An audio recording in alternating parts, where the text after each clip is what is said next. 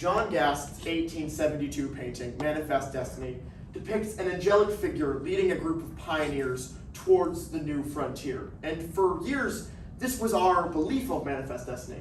If we have the power to, we must. If we can, we should. Or so we thought. Because recently, new information has come to light about Manifest Destiny, and it is shocking. Hello, my name is Hunter Hayes. My name is Yash Isabella Mendes. And I'm Jonathan Lee. And our research question is, given the effects and implications given by the U.S. government, was Manifest Destiny justified from the perspective of the Native Americans?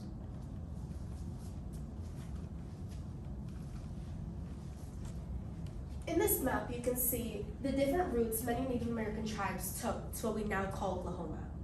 For instance, the red line is the Seminole tribe, and you can see the different routes that all of them took. One went over the water, one went over land, and further north. According to Dr. Leah Snyder, who has her doctorate in Native American literature, Native Americans were subject to various methods of removal and attempts at assimilating or civilizing the native. That became wards of the state through the Indian Appropriation Act of 1871. By becoming wards of the state, the U.S. can impose many rules and regulations. Under those circumstances, the U.S. created the reservation systems, and the land of the Native Americans was used for Western expansion. In the following images, you can see the effects of the whites settling on native land. In this first image, you can see the natives' pre-white influence in their native dress, which includes the native head attire worn by them. That includes feathers found on their native lands, the cloths over their arms considered shawls, and all the jewelry and things that they have created on their own. In the second image, you can see them post-white influence, dressed in the same clothes similar to those of children in that era, and no longer wearing shawls or jewelry or feathers found on their land. According to Larry Myers, American Indians were not allowed to speak their native tongue, dress in native dress, or practice their native culture. Their ancestry was silenced, and they lacked the ability to socialize the way their ancestors did, which forced them to change more into the socialization and cultural ways of white people. In this image, you can see a Native American woman panning for gold. During the gold rush, there was an increase of violence against many foreign miners, especially that of Native Americans. The beatings, rapes, and murders had become more common and increasingly worse. Most died from disease and mining-related incidents, but more than 4,000 were murdered by enraged miners. In the eyes of white Americans, the natives were seen as in the way of riches gold brought and the vast amount of U.S. citizens moving there. During this time in California, Native Americans could be indentured servants indefinitely by law and enslaved by white miners and ranchers for up to 15 years. This is genocide, and in this picture, you can see the white settlers murdering the Native Americans in their own land. The settlers had guns, while the Native Americans had bows and arrows to fight back and defend their land. According to the University College London, European settlers killed approximately 56 million indigenous people over about 100 years in South, Central, and North America, causing large swaths of farmland and to be abandoned and reforested.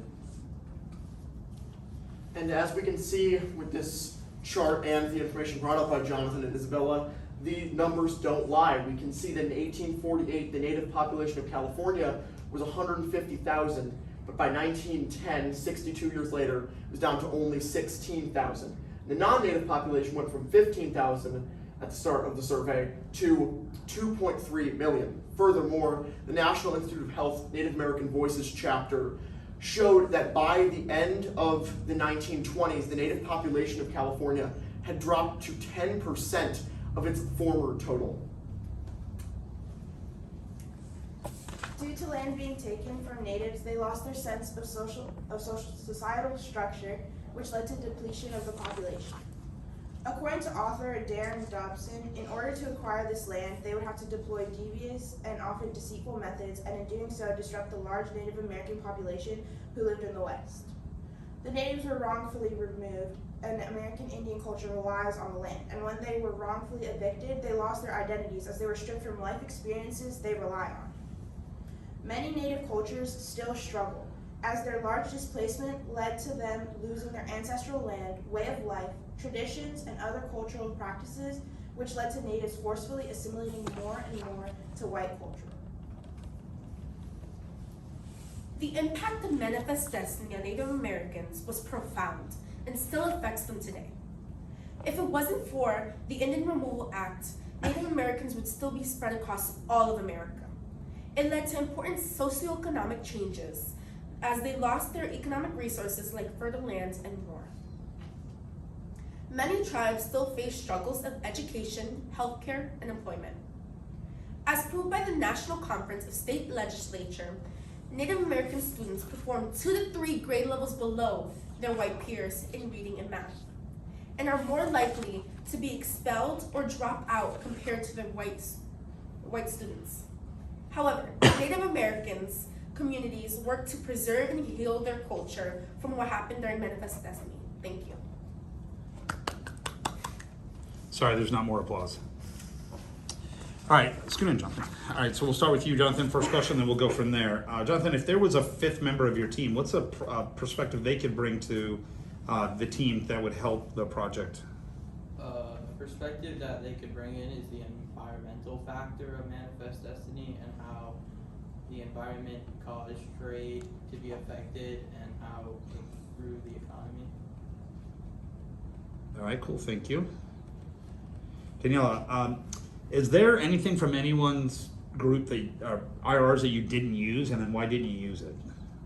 Something we didn't use from Jonathan's IR was a lot about the economy and how it affects modern day economy, because we were more focused on the past and how it affected the growth rather than the current state.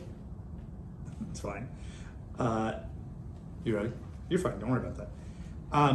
Reflecting on everyone's work, which one, Isabella, helped you best understand Manifest Destiny?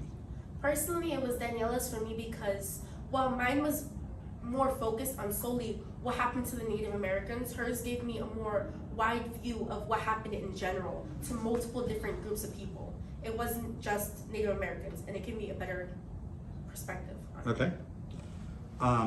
And save the last but not least. I'm sorry, what's an example of one of their IRRs that helped? You know what, forget it, let me start over again. I'm saying the question without reading it, that's my fault. I apologize, Hunter. What is an example of a compelling argument from one of your peers' IRRs that helps you understand your research better? Well, a lot of the points brought up by Daniela really had to do with the direct effects of Native Americans, and I went for more of a hypothetical approach to Manifest Destiny, talking about how it affected the greater country, but you really brought into context my first point, which was about the Native American impact of Manifest Destiny, so I appreciated your IRR for that.